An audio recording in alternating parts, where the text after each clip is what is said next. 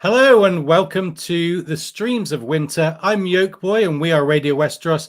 Thanks so much for tuning in to our live stream this afternoon. Today we'll be talking about a character who doesn't have his own POV and yet is one of George's great secondary characters. He has suffered tremendously, but might not be quite as ferocious as he appears. It's Sandor Clegane, everyone. Will Sandor appear in the next novel? And will he emerge as his old self or a character reborn? To help me answer these questions and more, here's the other half of Radio Westeros, Lady Gwyn. Yes, hello. Hi, everyone. Thank you so much for being here. And, when we start these streams, I always say that I'm so excited to talk about these characters because I always am. I love all of George's characters, but I'm going to tell you that today I am so excited because Sandor is my favorite secondary character. And I'm really looking forward to a great discussion today. We were just talking before we went live. We have so much to talk about. But first, let me introduce our guest. Returning to help us out for this Sandor chat, we have Kyle from Blood of the Podcast. Thank you for being here. Yeah, absolutely. Cheers to that, Lady Gwyn. Yeah, really excited to talk about Sandor going through this. So very happy to be back. Yep, this is going to be a good discussion, everyone. So buckle up. We got lots of Sandor. First, we want to shout out several of our patrons have birthdays today. Many happy returns to Aegon VI, who I know is there in the chat, Crimson Kate, and also to Poor Quentin from Not a Cast Podcast. Happy birthday to all of you. I hope you have a great day. And a quick reminder of spoilers before we get started. We're going to be talking about books, possibly sample chapters, and occasionally making comparisons to the TV show, which pretty much makes it spoilers everything. So, time to get started. Over to you, boy. Okay, so why don't we begin with some background to build up the character of Sandor. Sandor's backstory is shocking and horrendous due to the brutal nature of his big brother, Gregor. The probable killing of members of Sandor's family isn't even the worst aspect of Sandor's youth. We learn that Sandor found Gregor's toy knight as a child, and in response, Gregor melted his face on hot coals. The scars and fissures feature prominently on his face forever, but his emotional scars arguably cut just as deep. So what was George thinking when he decided to write Gregor as Sandor's brother? What sort of characters like this are defined by the giving and receiving of such cruelty? Lady Gwyn. Well, I want to say that there's a theme that comes up quite a few times in the story of, I guess, what we would call maybe wiser or older characters instructing some of our more innocent or starry-eyed characters about humanity's basic traits.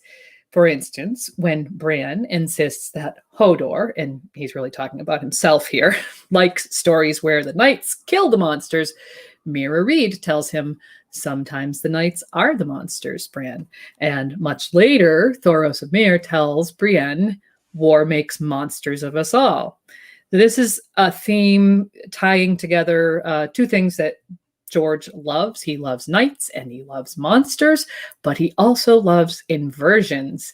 And he's continually upping the ante with his human monsters. In fact, of humans who are specifically termed monsters, we go from Joffrey tormenting Sansa, escalates into Ramsay brutally torturing Theon. Gregor starts as a character out of a nightmare, and then he becomes Robert Strong, 1,000 times worse.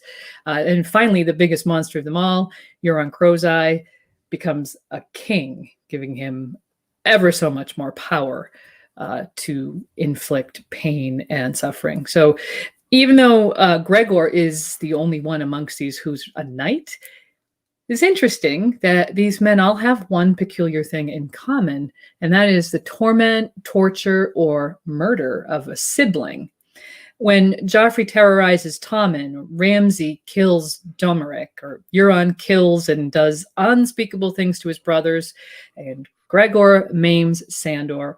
They are all breaking a social contract or bond that's among the most essential that we have as humans. Family, something that we're born into. Now, generally speaking, breaking social bonds and contracts is a huge theme in A Song of Ice and Fire, from Mad King Aerys killing his bannermen to Tyrion killing Tywin. And George explores all of this through many lenses, and none more thoroughly than through the lens of knighthood, as we'll be discussing here today. Yeah, and I mean, you bring up so many different points in that one thing. I think it can be easy for us to get like a bit inundated with George the trope smasher idea, right? I mean, how often do you see that on Twitter every single day? But the reason it's so often discussed is because George effortlessly is able to wield genre as a narrative device against itself. And his dissection of knighthood, as you said, within the fantasy genre, is one of my personal favorite examples. Gregor is this blunt object with which the author uses to smash the fantasy trope of knighthood into a million little pieces. George shows Sandor as a little kid who still lives in that fantasy story, right? He wants to play with a toy knight, probably because that's what he wants to be when he grows up. A brave, strong knight who protects the innocent and defends the poor. It's no different from Jon shouting, "I'm Aemon the Dragon Knight," or Sansa wanting the world to be like the songs she's always loved. But Gregor smashes that concept. He harms his younger brother in a truly despicable way for no reason. And what's his reward for this gift of cruelty?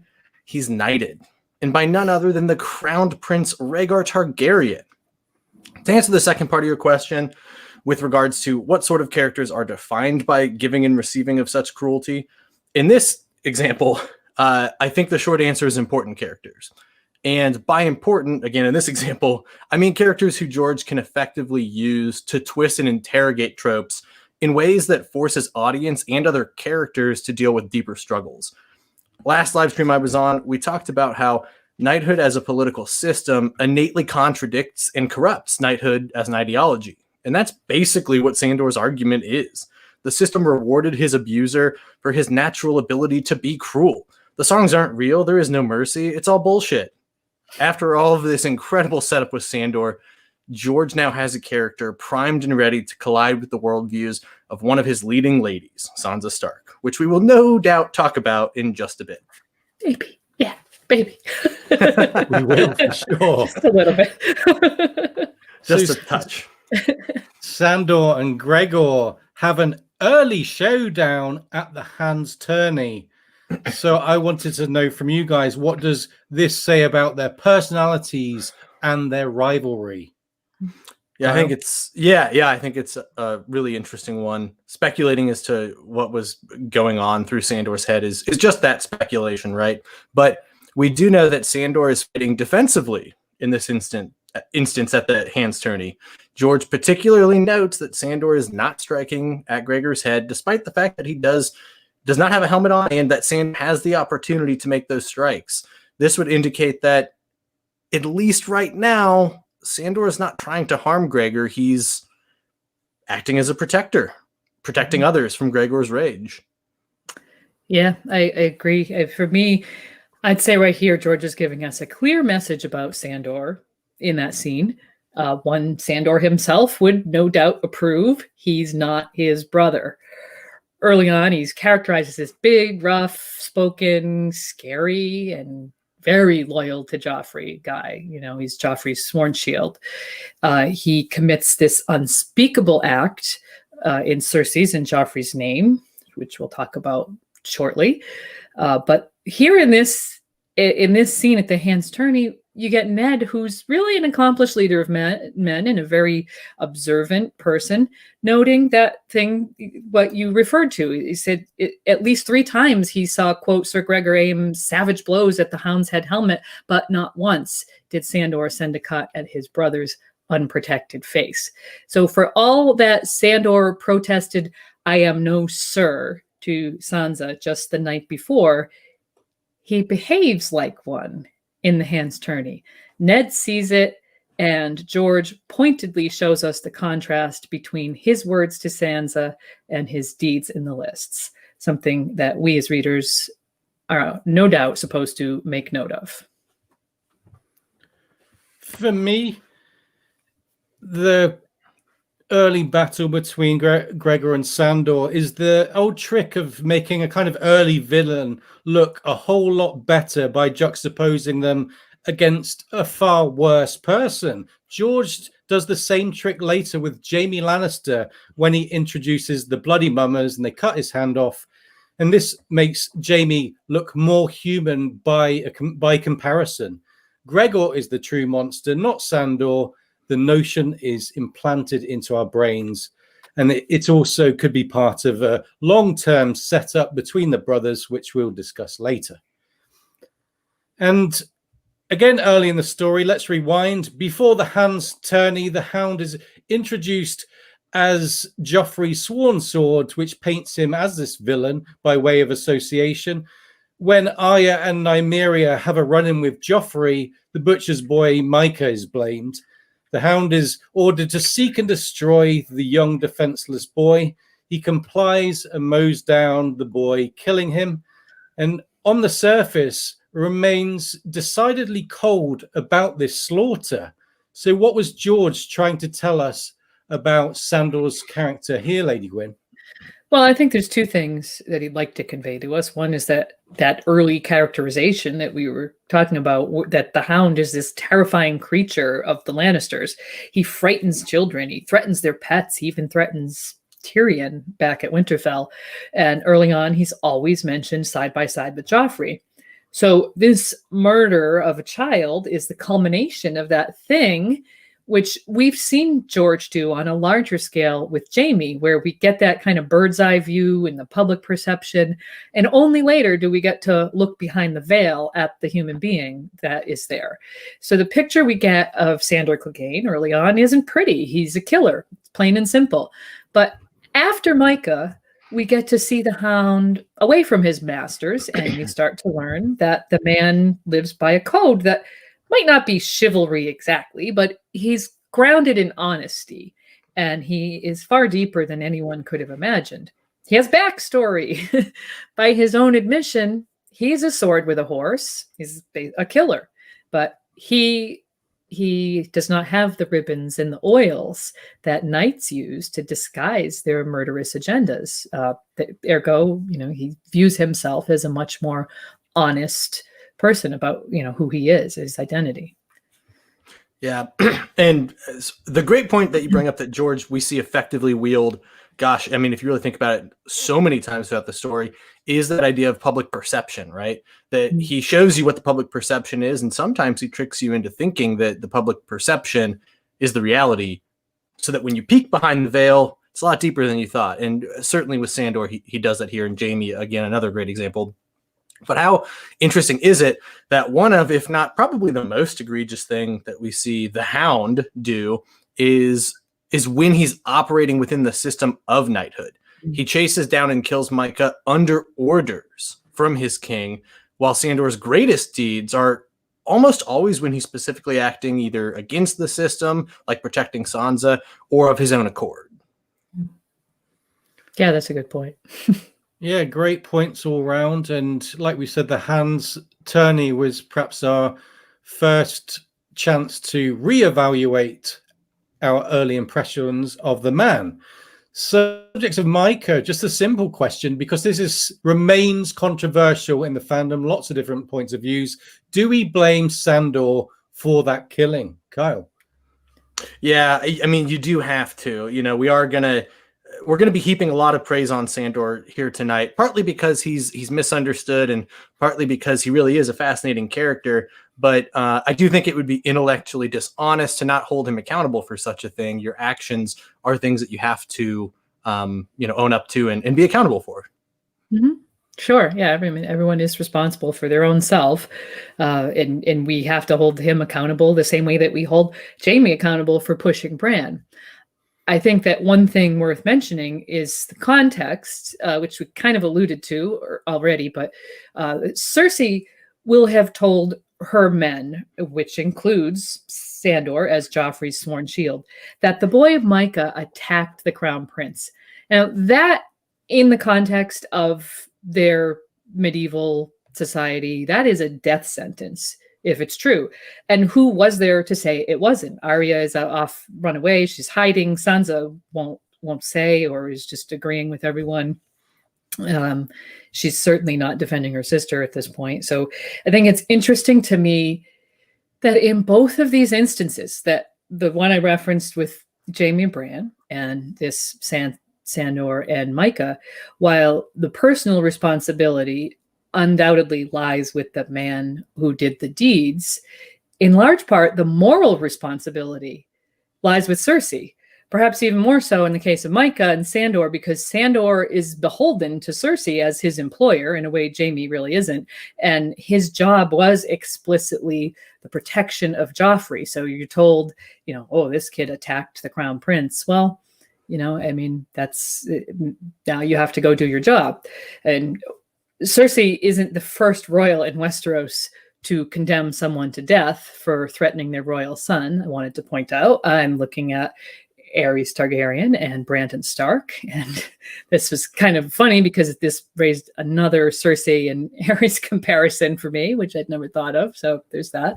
But in that case, we lay the blame squarely upon Aerys. We don't sit here. I mean, obviously the pyromancer that roasted Rickard and whatever they had this device on Brandon. Obviously there were other people involved, but Aerys has taken the blame there for that one. So, I mean, we could debate the moral implications of he was just following orders all day long. And believe me, when I was part of the Sandor reread project over at Westeros.org, probably 5 years ago, we did debate that. It went on for days, not just all day, days and days and days. But so, that's an interesting philosophical debate to have. But I just think that these are important details to know and distinctions to make. And then, you can kind of take it from there to draw your conclusions and form your opinions. Well, as Lady Gwyn said, we can kind of argue the toss and bring in human rights precedents from our own eras to try and settle this debate. But keeping within the book, I do think that Sandor could have quite easily failed on purpose in the dastardly quest sanctioned by Cersei. So I think he holds an amount of responsibility, and we have to be careful of absolving him if we hold other characters accountable for not standing up to their overlords when ordered to commit or be privy to horrendous acts. Okay, moving on. In spite of the early impression of villainy, the reader begins to kind of reevaluate Sandor. When defenseless Sansa is the victim of Joffrey's hatred and bullying, Sandor displays kindness and refuses to join in. Then at the Blackwater, Sandor turns against Joffrey and offers to spirit Sansa away. He eventually makes her sing to him at knife point, and so the pair have quite a confusing relationship. Sansa thinks of him often and falsely remembers kissing him. So what are the takeaways about the dynamics these two characters share? Kyle? Yeah, I kind of had a tough time deciding how I wanted to answer this question because there's just so much to unpack here and all those examples you mentioned. But what my mind kept going back to was the night of the Hand's Tourney, at the very end of the Hand's Tourney, when Sandor was escorting Sansa back to the castle. He screams at her, "Look at me, look at me!" Then he bends down and forces her to look at his scarred face. Sandor once believed in the songs the same way Sansa does at this point, but his brother broke that belief and left him with the scar for proof. Sandor is forcing Sansa to stare into a face that quite literally represents the fact that the world is not always kind, that this world can be beyond cruel. Sandor begins to cry as he continues remembering how his father told everyone that his bedding had simply caught fire. And how 4 years later, Gregor was then anointed by, as I said, none other than the Crown Prince Rhaegar Targaryen. It's Sansa's response to that, in my opinion, represents really the crux of their entire relationship and narrative purpose. So just to read it quickly, Sandor's rasping voice trailed off. He squatted silently before her, a hulking black shape, shrouded in the night, hidden from her eyes. Sansa could hear his ragged breathing. She was sad for him, she realized. Somehow, the fear had gone away. The silence went on, so long that she began to grow afraid once more, but she was afraid for him now, not for herself. She found his massive shoulder with her hand. He was no true knight, she whispered to him. Sansa does respond to Sandor's story with empathy, with kindness, with mercy. Sandor's tortured past has led him to believe that, you know what, knighthood's bullshit. But Sansa responds with maybe what Sandor truly believes deep down in his heart. Gregor's not a true knight. He's always known it. But now, someone in the flesh in front of him is confirming what has been weighing on him all of these years. That he didn't deserve what happened to him. That he deserved protection just like anybody else. From a meta level, I think what George is saying is that the songs aren't real. They are veils that hide the reality of a world that can be cruel and uncaring. But isn't that all the more reason to unconditionally offer kindness, to be more understanding of others, and to give mercy without exception? Yes, I think so. I think so. I'm going to go ahead here and make a couple of observations about some of the Arthurian themes in Sansa and Sandor's story, because they fit well with the scene that you just referred to. And I think these themes very strong for me in Sansa and Sandor's arcs, where they connect. There's a story in the Arthurian canon known as the Knight of the Cart, in which Queen Guinevere is kidnapped and Lancelot sets out to rescue her. Along the way, he comes across a cart, which in the story is known, understood to be a mode of transport that's not befitting a knight. In fact, it's something that is used for criminals. But in order to save time, Lancelot accepts a ride in the cart and goes on to rescue the queen, returning her to her husband. But by most accounts, him mounting the cart was not only abasing himself and in his knighthood, but it's an admission of his dangerous and frankly treasonous affection for Guinevere. And it's also a commentary on the nature of knighthood and the chivalric system in the context of when the story was written. So in that scene that Kyle was talking about, Sandor gets into a cart with Sansa and delivers her back to the Tower of the Hand. And I can never help but view that as an echo of this story of the Knight of the Cart. Those moments they share after the tourney say so much about the flaws of knights, and going forward, Sansa is able to mediate Sandor's feelings about knighthood in a number of unexpected ways. By accepting that he isn't a knight, she allows him to act as a knight for her. She becomes, in effect, his Grail Maiden, which is another Arthurian archetype. That's someone that is possessed of the ability to offer healing and self-knowledge, while Sandor is the Wounded King, which some you might know as the Fisher King, if you've ever studied Arthurian legends. He's got to be healed in order for the realm to prosper. And this kind of relationship is going to climax during the Blackwater when she sings to him, and then he embarks on his journey of self-knowledge, or having gained self-knowledge through her intervention, into the Riverlands, where he kind of finds himself on the Quiet Isle anyway. So. Okay, some great Arthurian insight there. And very briefly, guys, I wanted to know from you, what exactly does Sandor see in Sansa? And patron Quarren Halfhand wonders if she reminds him of his dead sister, which is an interesting thought. So what do you think, Kyle? Yeah, that's a great point. I'd never really considered that, considering his dead sister. So I think, yeah, certainly there could be / maybe is that dynamic. I think Sandor also sees some of himself in the young girl, believe it or not. Sandor, as we've already talked about, right, was this kid who did, in fact, believe in the songs just like Sansa. And in a way, I think he doesn't want Sansa to have the traumatic awakening to the real world the way he did. So that's what I see in it. I think he sees himself in her. And Kyle, I think I really agree with you here. Purity, virtue, innocence, all the things he wanted to be before Gregor ruined him. Perhaps wanting to help the damsel in distress is an emotional artifact left over from those early days of his. Lady Gwyn, what do you think? Yeah, I mean, I do definitely agree that it's the innocence, the lost younger self that he responds to in Sansa, and that could definitely evoke memories of his sister.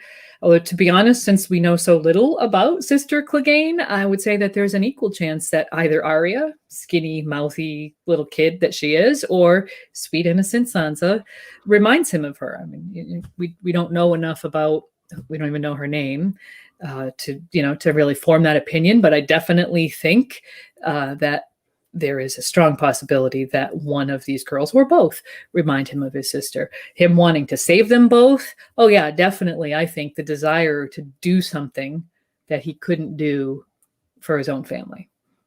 Yeah, I think so for sure. I hadn't really ever considered that, like I said, but yeah, he went through talk about other early trauma that's not really talked about as much. The death of his young sister, that's got to be baked in there. So yeah, for sure.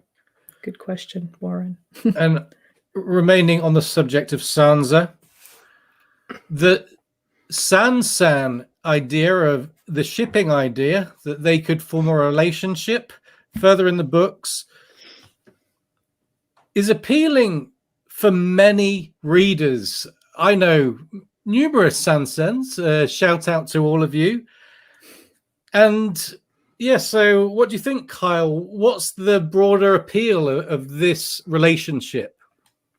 Yeah, I think it's appealing because I think that the tones that are there are purposeful by George. I couldn't see how they're not. And so for this relationship, just to say it from the start, obviously Sandor is 30 and Sansa is 14 at their during the early books in 300 AC. So let's not ignore that. But as far as the romantic, I think they're really a result of the fact that safety is an emotion very closely related to love. Because when you love someone, you want to do what you can to protect them. And this doesn't always have to be a black and white sense of a romantic love. I do kind of think I think those tones might be there. But what I mean is I have friends and family members who I love and thus want to be safe. With Sandor and Sansa, I really think what you're seeing is, specifically with Sandor, as I said earlier, despite what he was put through, I think it's safe to say no one before Sansa has ever really told him that he didn't deserve what happened to him.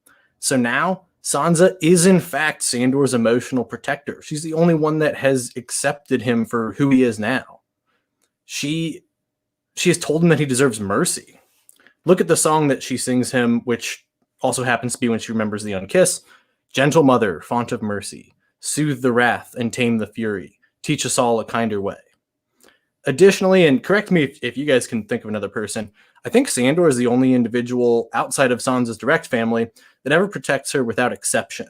And by that, I mean no personal agenda. We see the Lannisters and the Tyrells, certainly Baelish, protect her in certain instances, but none of them have any interest in Sansa outside of her last name and claim that are baked into the fact of who she is. So when you consider all of those things, I think you have two individuals who have found some form of comfort and safety in one another in a world that so often lacks those things or fails to show it at all. And I think that's largely where these romantic tones come through. What do you guys think? Yeah, I think you're right. I think that's very well said. They needed each other in those weeks and months in King's Landing. Neither of them had anyone else. And on a very basic level, everyone needs someone to be there for them, just for survival sake, especially in with what they were going through.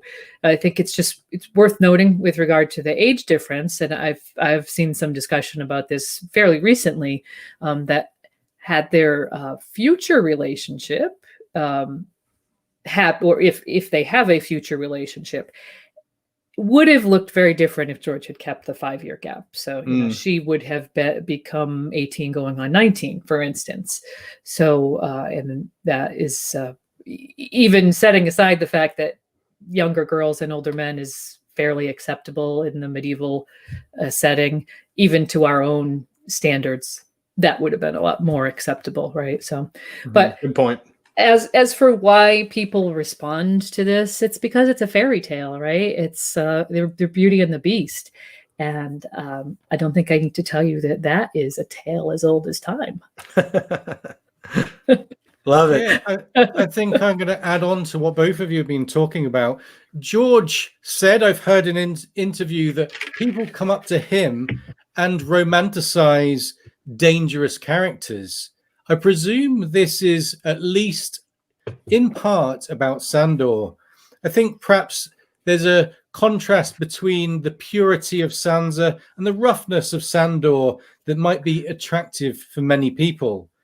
The fact that Sandor is broken and shows glimmers of a soft soul wanting to improve also works in a romance setting. Like Lady Gwyn said, overall, the Beauty and the Beast dynamic is fully on display here. Okay, so there's some Sandor and Sansa. I want to move on.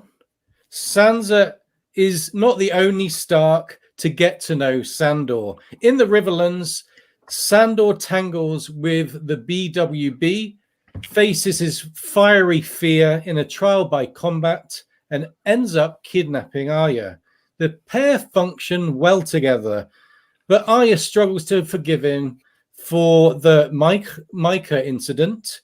He asks her for mercy following an ill-fated fight with the Tickler and co., but she can't decide if it's merciful to leave him or kill him, and doesn't know what she'd rather do. So cognitive dissonance all round. So how do we assess this unlikely team of Arya and Sandor? Kyle? Yeah, it's quite interesting, isn't it? The way George really weaves Sandor in and out of this theme of mercy that the Starks, and particularly the Stark women, are so entrenched in, from Sansa to Arya to Mother Merciless, Lady Stoneheart. Would it have been merciful for Arya to kill Sansa or to kill Sandor? Those names are very close when you're talking about them consistently. But yeah, this question of, would it have been merciful for Arya to kill Sandor, or was it mercy in letting him live? Did she let him live because she believed that to be mercy, or because she couldn't bring herself to kill him? Quite honestly, I don't think this question's meant to have a black and white answer, but is instead meant for us to continue questioning what we think mercy truly is. In this way, I think Arya and Sandor function on page beautifully, especially because we're not done with this theme of mercy. Far from it. It figures to be, in my opinion, and I think most, a really potentially central theme in Winds, which I heard is coming out in just a matter of days. But what do you guys think? Do either of you have a particularly strong opinion on whether or not Arya letting Sandor live was merciful or cruel? Well, I think Arya learned to give the gift of mercy from Sandor. He teaches her that during their time together in the Riverlands there. But she learned about justice and passing judgment from her father, who told Bran in A Game of Thrones, if you would take a man's life, you owe it to him to look into his eyes and hear his final words. And if you cannot bear to do that, then perhaps the man does not deserve to die. So, in my opinion, letting Sandor live was a judgment of sorts. He was on her list, then he wasn't. She wanted to kill him, and then she didn't. And somewhere along the way, she realized that maybe he didn't really deserve to die. She couldn't look him in the eye and kill him because she wasn't quite sure. So, not by her hand, anyways. He didn't deserve the gift of mercy, which is at once both a good thing and a bad thing. You know, it's sort of hard to tell which angle they're going at there. But the concept of judgment is something that Arya has utilized for vengeance in the Riverlands, and something that she'll struggle with in Bravos, where it's really forbidden by her mentors. And Sandor Clegane represents the first time that when she was faced with an opportunity to pass judgment, to take vengeance, she let it go. And I think that's going to be important for her future development, as I don't think we've seen the last of this duo together. It could be that he has further lessons to teach her about the nature of vengeance and mercy. Yeah, that's such a great answer. You know, I asked that question in here and was curious what would come back from it, but mixing that with the Northern justice and the ability to look them in their eyes and make that decision. And if you can't, maybe you don't. Yeah. I mean, what a beautiful answer to that question that also has implications that are going to come up in Winds and Dreams. So yeah, I think that's a great answer. Thank you. Yeah, great answers. And just to add on a tiny thing on the top, Arya and Sandor really have this kind of fuck the world attitude. They have to be survivors. With Gregor as your brother, Sandor learned early on that, he has to do the things he has to do to survive, and a harsh lesson that Arya's learned. So I think that's a good parallel between them. And I think if they had stayed together, you could have continued this story as a kind of mentor trope story, and it could have gone on and on. Mm-hmm. But maybe, as Lady Gwyn said, they will come together later on. In these live streams, it's nice to be able to speculate on possibilities put forth by the show. One dynamic not on page was the fierce rivalry between two characters with much in common, Brienne and Sandor. So I'd like to know, what are the parallels and differences between these two characters? Lady Gwyn, why don't you just start us off? Okay, well, I mean, let's start with their stature and later on their facial scarring. Jaime thinks of her as the hound with teats. They're both involved in an in-story pairing that has a Beauty and the Beast type parallel, and both are tormented by their differences in society, though with very different external results. They're both closely intertwined with the fates of Sansa and Arya Stark, and that thing you just said about this kind of buddy, mentor thing, I think there's a little bit of, Podrick, Arya, those two, maybe a little bit of a parallel there. So, yeah, like an unofficial squire. Yeah, okay, exactly. Okay, what do you think, Kyle? Yeah, I think like we talked about with Brienne in the last stream, Sandor is in so many ways kind of rejected by the society he exists in. I'd say less than Brienne, but he still certainly doesn't fit in, right? And each character's disunion within society gives really great narrative weight to their plot beats that really stand out in the story and is why they're fan favorites.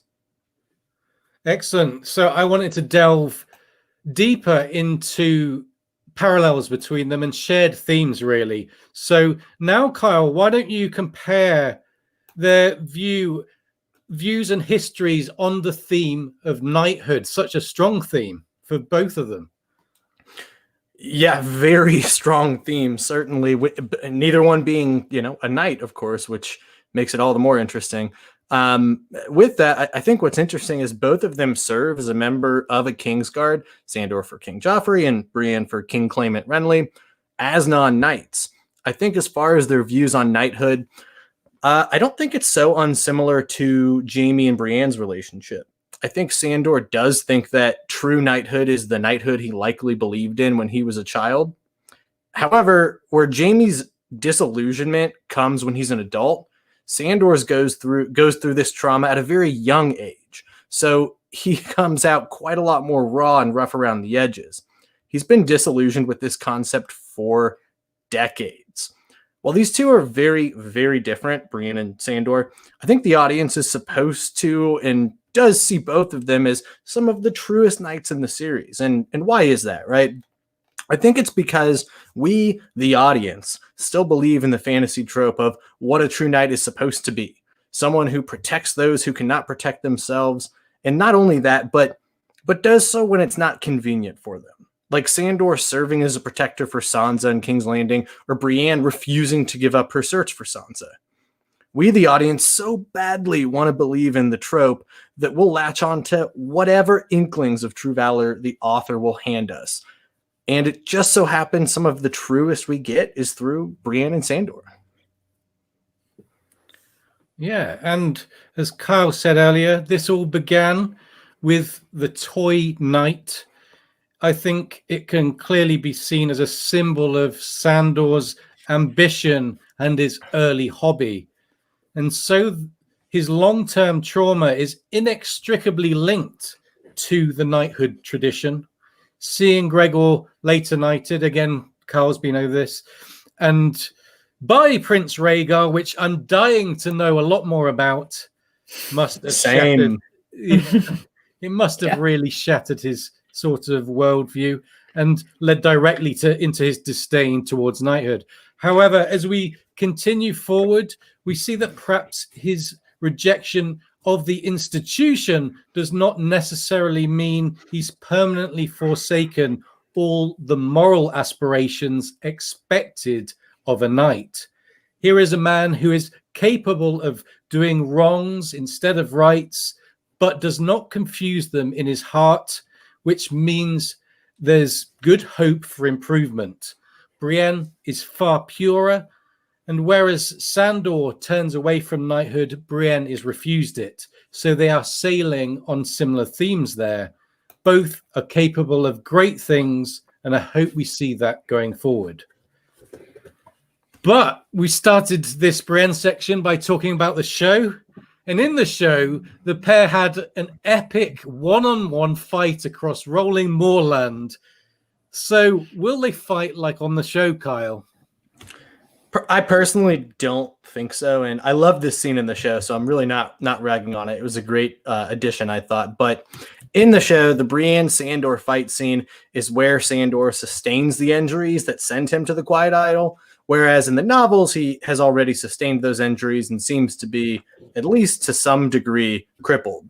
It's hard to imagine that he could now put up a fight against Brienne in his currently crippled state. Now, perhaps Brienne is grievously injured during her Lady Stoneheart encounter or something like this. But short answer, I really don't see them fighting one another in the novels. However, I mean, I could be wrong. What do you guys think? Yeah, I mean, I don't think so either, really. I think you hit the nail on the head in that the show used Brienne and Sandor's fight as a bridge to get Sandor to what counted as the Quiet Isle. Since there was so much changed and deleted from the Riverland story, in my opinion, it really all hinges on the lack of Stoneheart. Without her, there's no dramatic climax to Brienne's Riverlands arc, or at least a climax as far as we've gotten, right? So enter Sandor. That is what took the place of this dramatic thing that allowed her to conclude that part and then move on. On the flip side, without Lady Stoneheart, the Brotherhood without banners they're just kind of floating. They need a raison d'etre. So again, here comes Sandor, and they eventually, buddy up and move north. So basically, I think that they use that fight to, create some connections and wrap up some Riverlands loose ends that really just had to be wrapped up before getting both of those characters north, where they needed to be to continue their association with the Starks, in which, to be honest, at some point in the future is exactly where I expect they will both end up. All the other stuff that could happen with both of them aside, I just think that's kind of where they're heading. Yeah. And to give the show some credit too, what's nice about that scene is we get some actual dialogue from Sandor where Brienne questions his intentions. What are you doing with any? Anyway, it's said that he's protecting her, right? And that's what you're doing, protecting her. And he says, yes. And sure, it's maybe a little like nail on the head, right? But you like to see that. I like to see that because that's what we're talking about with Sandor as a protector anyway. So there's that part of the scene that I really do think works in the show the way that it just happened to occur, but it's not going to happen in the novels. So, right. No, doubt it. I must agree with you both. A lot of things I see on the show, I kind of assess how difficult would it have been to kind of maneuver this new material in amongst all the overlapping stuff that's going on. Right. And some things are just too big for that. Sometimes I think they can't have reimagined that and just slotted it in like they did. But something like this fight, I think this scene, they could have slotted in quite easily. So yeah, I agree with you two there. And you mentioned the Quiet Isle, Lady Gwyn. After going AWOL from our pages following his encounter with Arya, a strange figure is seen by Brienne at the Quiet Isle retreat. Many fans, probably 99.9% of them, are convinced that this gravedigger is Sandor and that he could be undergoing some sort of spiritual rebirth, or at least trying to do so. So what evidence is there that this guy is Sandor Clegane, and is it convincing? What do you think, Kyle? Yes, and I think most people feel this way. It's very convincing. I think the Gravedigger theory is as confirmed as any theory we have in the novels. Most people are pretty familiar with it, but just to go through some of the basic evidence briefly, all of which essentially comes from Brienne 6, A Feast for Crows. Brienne arrives at the Quiet Isle with Sept and Maribald. Upon their arrival, one of the first things they walk past is the stables, in which there is a huge black stallion that kicked at the door of his stall. Hyle Hunt stops and calls it a handsome beast, and the acolytes go on to describe the horse, named Driftwood. It's ill-tempered, it's a burdened beast, it's broken somebody's leg, it's bitten somebody's ear. There's a lot of description to a random horse. It's like a whole paragraph of description to a horse that, now it's like the Chekhov's horse, basically. But they continue walking, and in the very next paragraph, they pass a lich yard where a brother bigger than Brienne, was struggling to dig a grave. From the way he moved, it was plain to see that he was lame. Then, in the very next sentence, Sept and Maribald's dog, named Dog, goes up to sniff the man as he drops his spade and scratches his ear. So right there, clearly, this is the 1, 2, 3 foreshadowing reveal approach that George so fancies.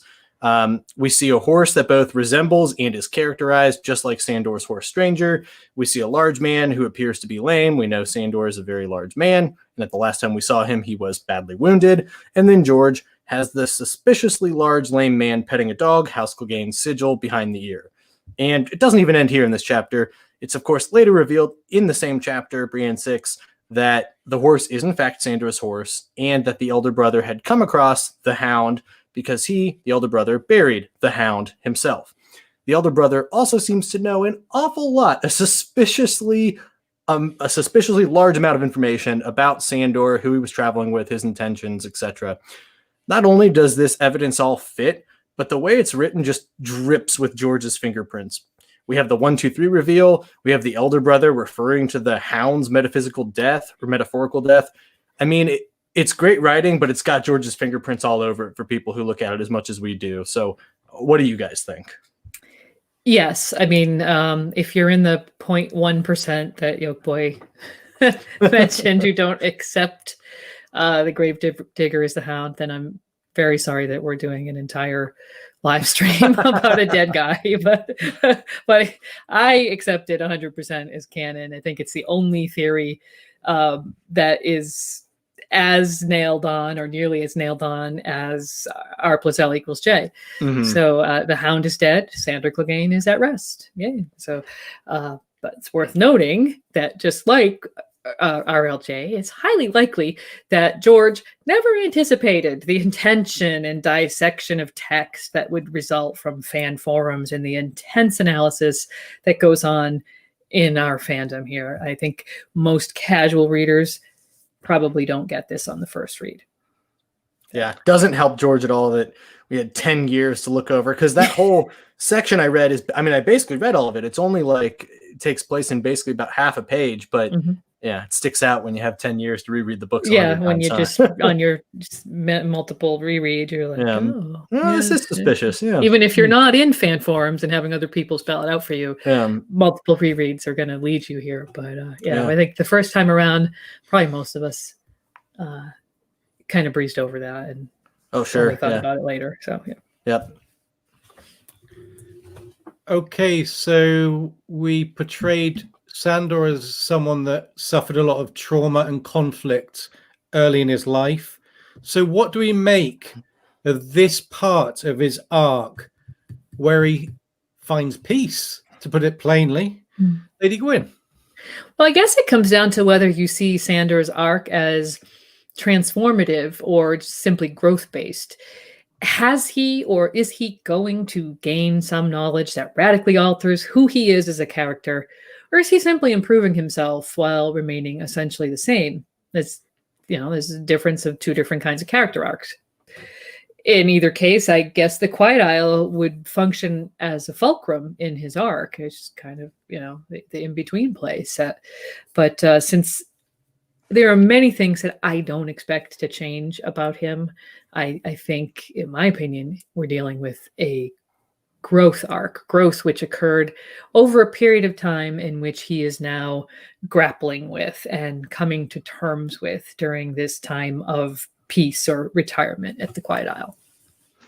I think that's very well said, Lady Gwen. I love seeing Sandor get to find some peace, even if that peace is being used as a fulcrum for events to come, which I do really agree with. What I also agree with is I don't think that we can expect Sandor to be this fundamentally different, changed character the next time that we see him, which I guess we do expect to see him again. I think we're still going to recognize him as a character, but perhaps he's going to be like just a little bit smoother around the edges compared to the rough guy we saw at the beginning. He's just going to be, a little bit more smooth than at that point. Mm-hmm. So a smoother Sandor. Yeah, that's right. Smooth Sandor. It's mellow, a little bit more mellow Sandor. He'll have his moments. I wish we had some smooth jazz or something to keep up. He's going to be chilling out somewhere in the pages of Winds of Winter. Listening to some Kenny G. Oh, Lord. Okay, let's move more into speculation territory. I think a lot of you enjoy this. So as we consider the Winds of Winter, and Sandor as the Gravedigger holds appeal because the reader really develops a soft spot for the big man. And we do get sick of the poor guy suffering. So do we see his newfound peace lasting, Lady Gwen? No, I do not, sadly. Except, maybe his inner peace might last. Maybe he's going to find some blissful center that will, that maybe that's his growth, and that's the development that we see in his character, that he kind of becomes Zen Sandor. I don't know, but basically we can't forget that this is Westeros. Outer peace not only doesn't last, it barely exists anymore. So it's like the minute he leaves the Quiet Isle, which, we'll be talking about ways that's going to happen, but I think we all expect that it will happen. Peace will be over. Yeah. We kind of all know where Westeros is heading towards, and it doesn't feel like re-entering it would push anybody towards continued peace. And in preparation for this episode, I was, of course, going through this question and thinking about it a lot. And here's where I landed at. The Hound is a main off-screen character, probably the main off-screen character for A Feast for Crows. The Hound, as a proper name, is mentioned 46 times in A Feast for Crows. To give context, Daenerys, another, of course, off-screen main character in this novel, is mentioned 5 times. He drives the story, right, of finding, of course, it's not Sandor, but the Hound is a main character in this novel. Then you have Brienne's travel to the Quiet Isle. The main narrative purpose of Brienne coming to the Quiet Isle is that she learns of the Hound's reported death. George goes through the trouble of writing the Hound's metaphorical death while also having Sandor being secretly alive, which has also now created a Chekhov's gravedigger situation. Considering all of that narrative tension, it just doesn't really even seem possible that George is done with Sandor. There's too much work that's been put into him at this point. Mm-hmm.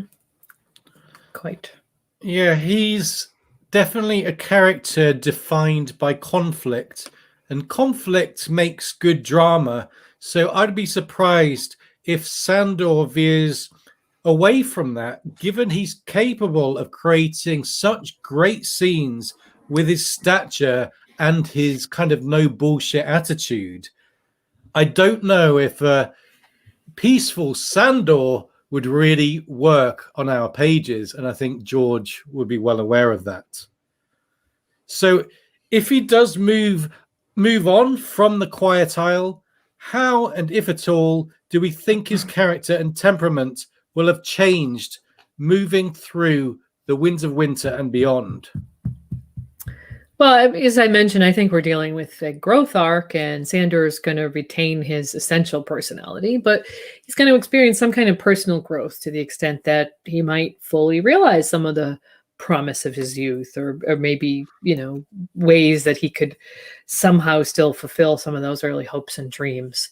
And the tantalizing hints we see at the hand's tourney, and then his numerous protections of Sansa, and then his travels with Arya, that he can be a better person when he lets go of the facade he's chosen to show the world for so long, really do kind of lead us into that conclusion, or that kind of next step for him.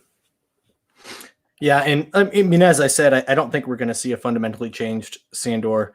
We're going to see smooth Sandor, right? That's what. Now I'm really hoping for this smooth Sandor. I'm into it now. But what's interesting is, I think Brienne's visit to the Quiet Isle could be the event that maybe spurs him on to look for Arya and or Sansa himself.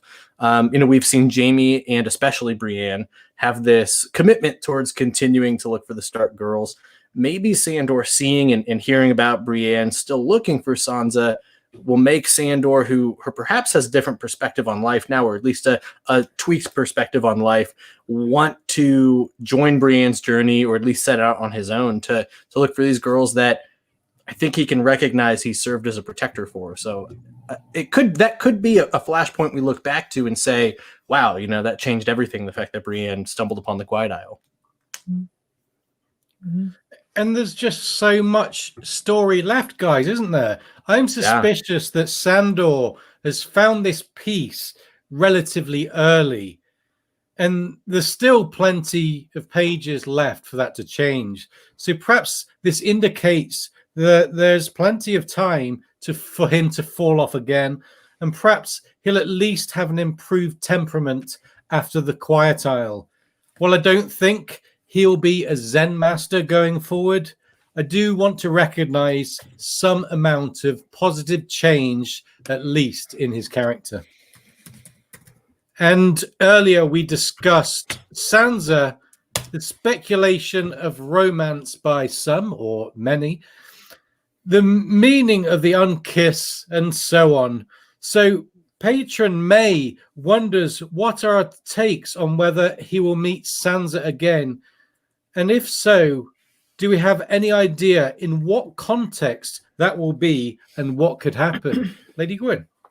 Yeah, I do. I mean, basically, I think I've hinted that, or suggested that I've always thought he's going to leave the Quiet Isle with some altruistic purpose in mind. And I suppose one option for that would be some sort of demonstrated need on Sansa's part, since he already knew she fled after the Purple Wedding. I don't think it's enough for him to know that she's out there somewhere and people are searching for her. I think you'd have to have some kind of certain knowledge of, that she's in need. But that's not the only option, but I think that's one that's a very probable option. Yeah, it certainly could be. And yeah, I agree. Earlier I mentioned how Sandor and Sansa in certain ways were both captives in King's Landing. Sandor's was perhaps a more metaphysical prison, right, within the identity of the Hound. But there is resonance between these characters that seems ripe for the picking for George. And when you can see that narrative tension as the reader, the author is more than aware of it. And I don't know to what extent George is going to utilize these two characters together, but there's got to be a point in which these arcs collide again, because it's not going to take much. Even a small conversation between these characters with the weight that we have behind them would be earth-shattering within the narrative. So yeah, that's where I stand on it, I guess. Well, we will see when Winds comes out in a matter of days. And talking about stories and characters colliding, Arya left Sandor for dead and proved how independent she can be. By the time she returns to Westeros, she will have matured and changed. Patron Christine wonders, what will Arya think of Sandor if she realizes he's alive? How could they meet? And what would she have to say to him? Lady Gwyn?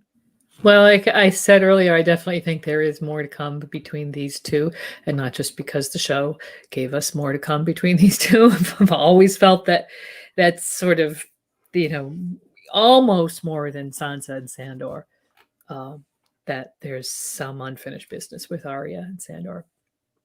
That's just me.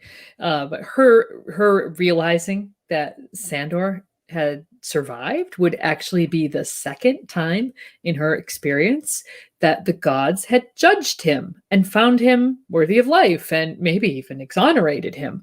And I'm nearly certain that Arya, especially a mature and changed Arya, would be respectful of that. Yeah, I never really considered that, but I think that's a great point that, hey, he must maybe have a purpose. I think Arya would see that to some extent, at least.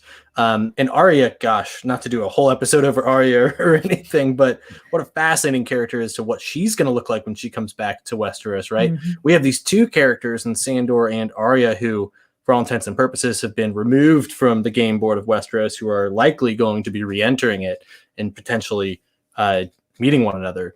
I also wonder if, depending on the Arya we get in the future, which could be numerous different numbers of Aryas, we'll see where she's at in her life arc, if you will.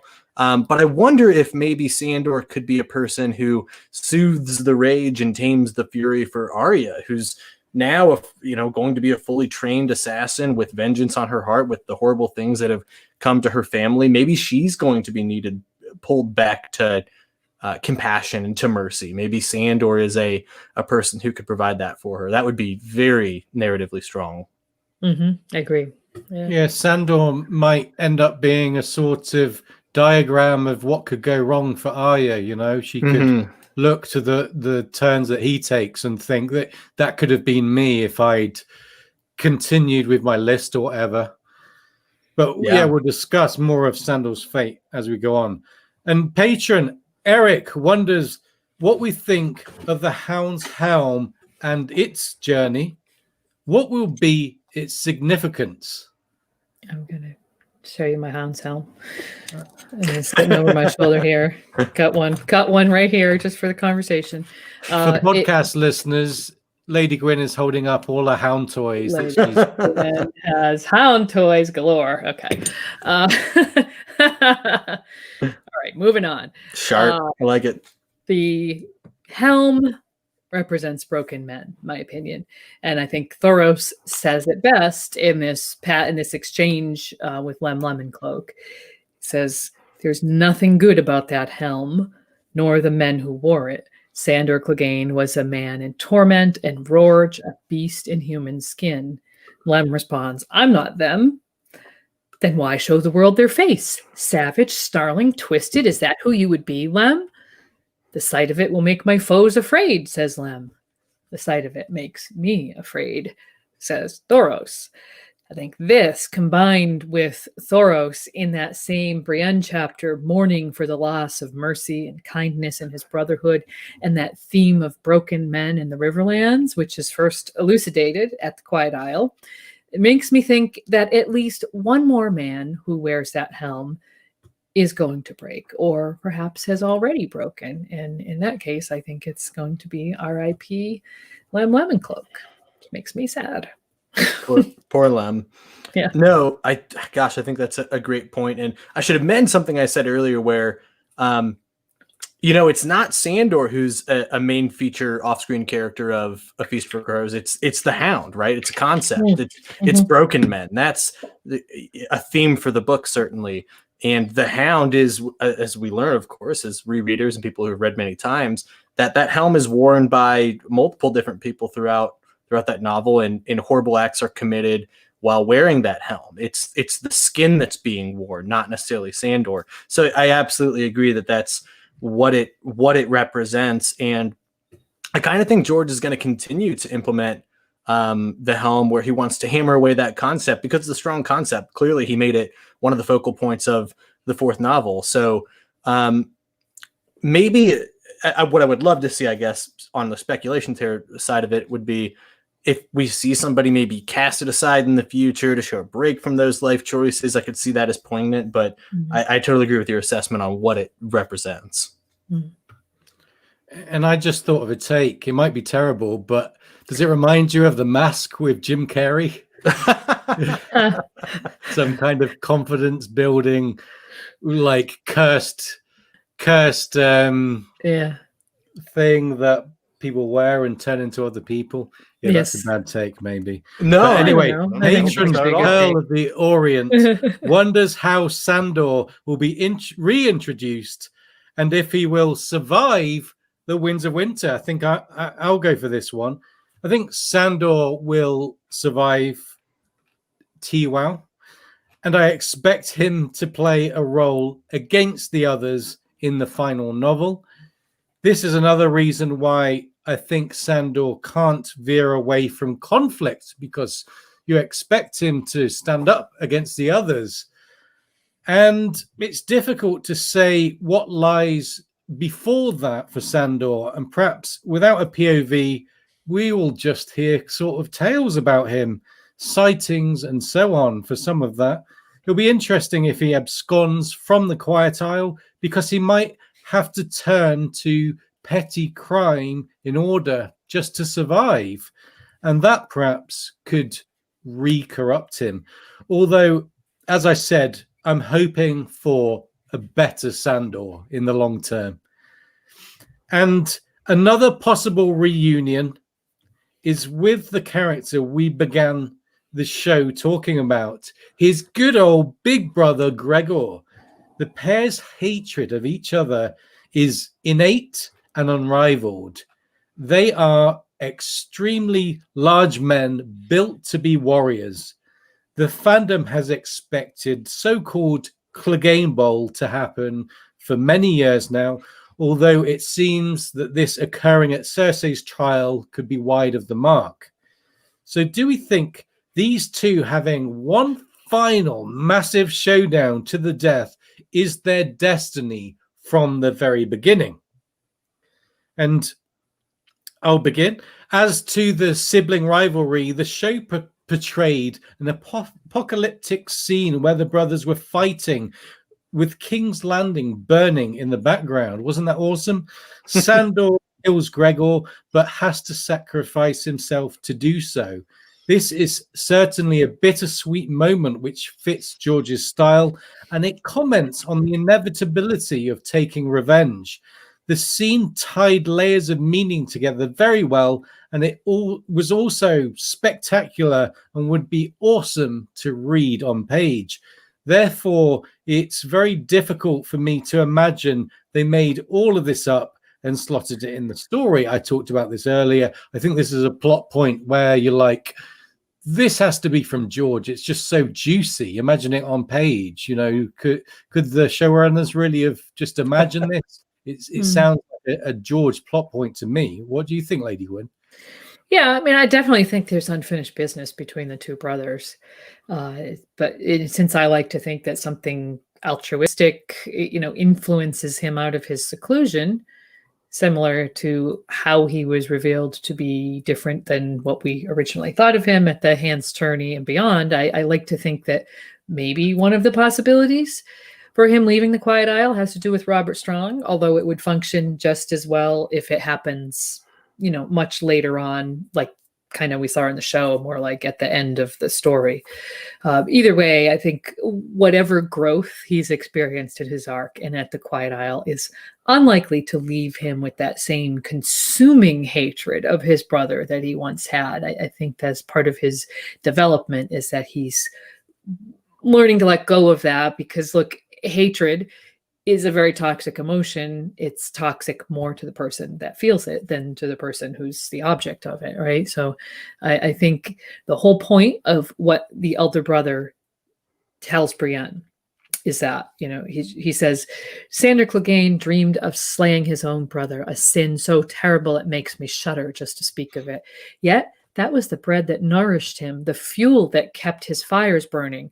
Ignoble as it was, the hope of seeing his brother's blood upon his blade was all this sad and angry creature lived for, and even that was taken for him when Prince Oberyn of Dorne stabbed Sir Gregor with a poisoned spear. So I don't think it's discussed often enough when we talk about Clegane Bowl that at this point, Sandor is going to think Gregor is dead. So he's there on the Quiet Isle, and for all he knows, he's been robbed of the thing that he hoped to do his whole life, and somebody else has come along and killed his brother. So But what happens when Sandor, having come to terms with his brother's life and his death, finds out about Robert Strong?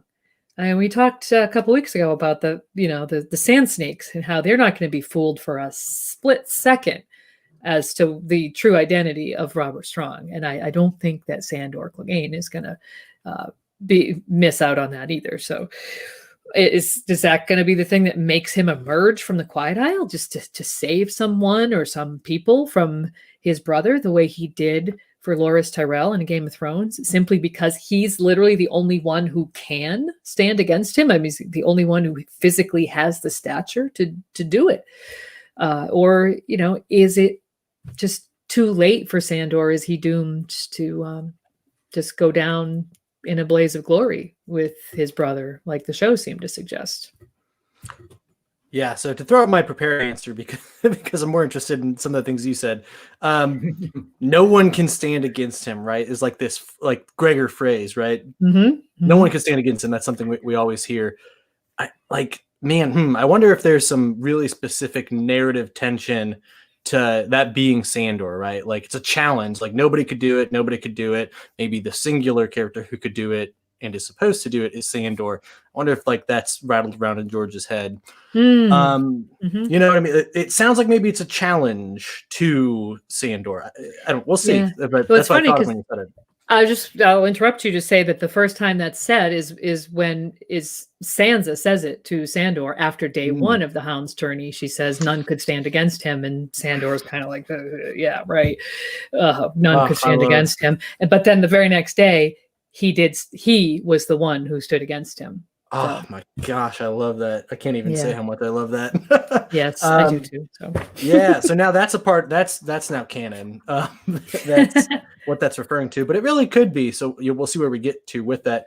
What I would say with this build up to Clegane Bowl, it reminds me a lot of Jaime dealing with Cersei, right? We root for Jaime, we want him to emerge from this as a fully reformed villain, if you will. But we kind of know that it's going to end with him dealing with Cersei in some way. And how does that leave you feeling about that character, right? And with Sandor, I think it's similar, where even if he's been reformed and he's more at peace, he's going to have to deal with Gregor. Now, of course, Gregor's also this evil, Frankenstein monster, whatever you want to say. But my hope is that, and somebody mentioned it here, that it's going to be Greg or Sandor protecting somebody from Gregor, right? That's got a little bit of a more positive side to it than him seeking revenge on his brother. But at the same time, you still would be having revenge play a factor into it. So I kind of see it as this funnel he's going down, this very similar to Jaime and Cersei. Yeah, excellent. And I just was taken back by something Lady Gwyn said, that hatred is more poisonous for the beholder than it is for the object of that hatred. And I think if I could summarize Sandor Clegane into one sentence, that would be it. The lesson of his whole story, I think that, if he does take on Gregor, then that could be his whole kind of slogan. Okay, let's get on to the final question. And there's many monikers and themes of identity woven into the pages and characters of A Song of Ice and Fire. We know the Hound and Sandor are the same person in one sense, but is the implication that the two identities are in fact very different? If so, what are the crucial differences between the Hound and Sandor? Kyle. Yeah, I mean, like I said earlier, right?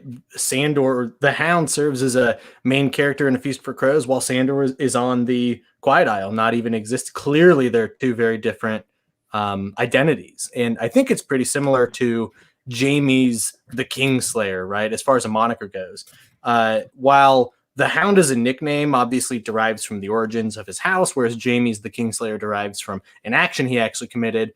I don't think anyone doubts that people refer to Sandor as the Hound in a way that's a menacing term meant to categorize him as a cold-blooded killer who will follow his master's commands without a second thought.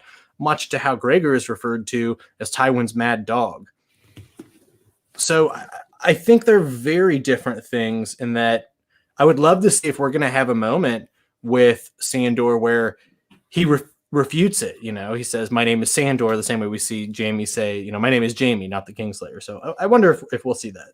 Yeah, I think it would be great. And I think it's great carrying on the parallels with Jaime because, we've something that's come up a lot today, and it's probably something that's not discussed a real ton in the fandom, and there actually are a lot. So as with Kingslayer, the Hound is very much a professional identity, right? It's kind of what they do, not who they are, but they're also shields that both these men hide behind to distinguish their acts as knights and soldiers or whatever from their personal identity.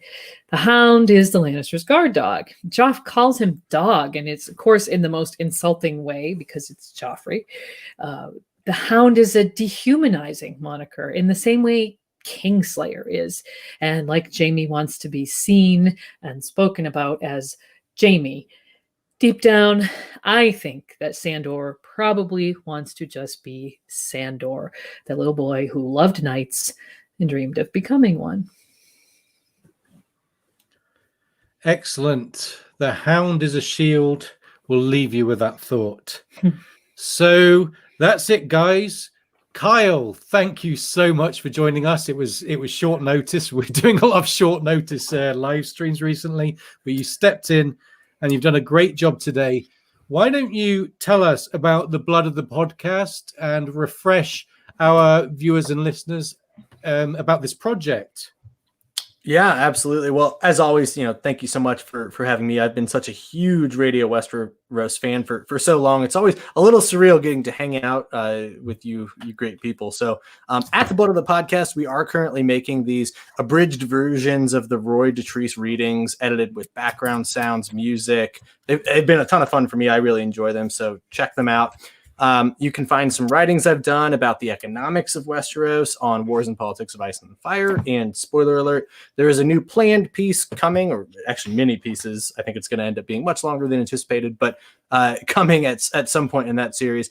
Additionally, my wife and I do remain partnered with the Cancer Research Institute, whose mission is to save more lives by fueling the discovery and development of more powerful immunotherapies to cure all types of cancer. So guys, it's been great. And if you'd like to donate to that, you can get to it on my pinned tweet at KWDent2. Yep, it's right down there. So yeah, that is a great cause, and thank you for talking about it, and thank you for being here. Again, like Yoke Boy said, short notice. Tons of fun.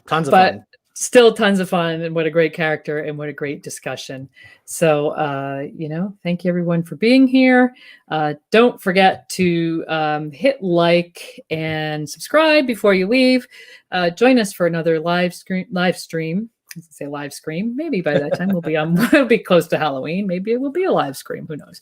But it's going to be in a couple weeks' time, right here, as usual. And thanks everyone listening and people in the chat for being here. We really appreciate you, and we appreciate you folks that are listening or watching us in the future as well. So, yeah, a live stream October the 17th. And get your candy corn out for that one, because that's near Halloween, isn't it?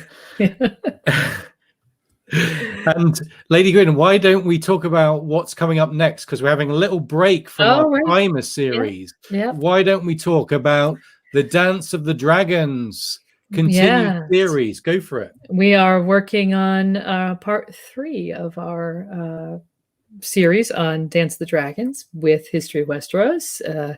Work is well underway for that, and we should be seeing that, you'll be seeing it on History of Westeros and hearing it in your ears on Radio Westeros pretty soon. Maybe within a matter of weeks. So keep your ears peeled for that. And then following that, of course, we'll be back with another installment of our Winds of Winter Primer. So there's some reasons to be excited for the You A Song of Ice and Fire fanatics. Thanks for all your support for the live stream so far. There will be more, and a special shout out to our chat room mods who do a great job keeping things in order. Thanks, we couldn't function without you. To each and every one of our patrons, thank you. You support us, and that is invaluable to us. If you want to support us as a patron too, check out our Patreon campaign, which includes all manner of incentives, shout outs, early access, and so on. You can listen to episodes up to a week early of our major episodes. So check it out, guys. And cheers and thanks for tuning in. Have a great weekend. Bye. Bye for now. Hound says goodbye.